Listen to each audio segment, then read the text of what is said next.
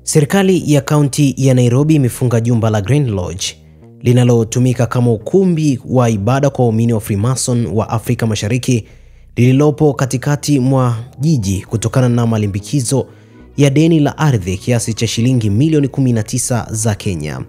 Operation ya utekelezaji hiyo iliyoongozwa na afisa wa afya Susan Silantoi, afisa mkuu wa ofisi ya gavana Priscilla Mahinda na afisa mkuu wa makazi Lydia Mathia ni sehemu ya kampeni pana ya kaunti inayolenga wale wanaokiuka viwango vya mapato katika mji mkuu.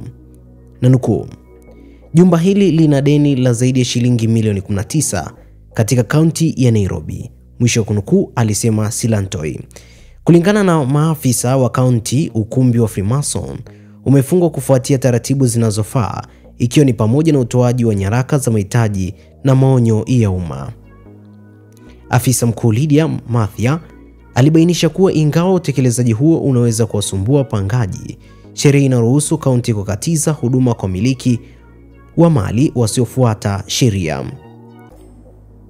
Silantoi ameongeza kuwa kaunti haitaishia kufunga majengo ya daiwa pekee, bali pia itazuia huduma kama maji na mifereji ya maji taka kwa wale wanaoshindwa kulipa.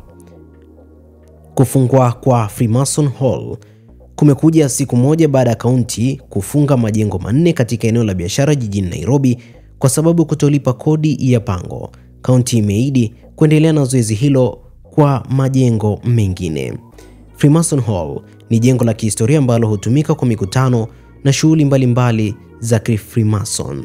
Je, wewe kijana ambaye unataka kujiunga na Freemason, kama hawa wameshindwa kuweza kulipa shilingi milioni 19 za nchini Kenya, ni sawa na milioni 396 za Kitanzania, je, utaweza kufanikiwa kupata hela?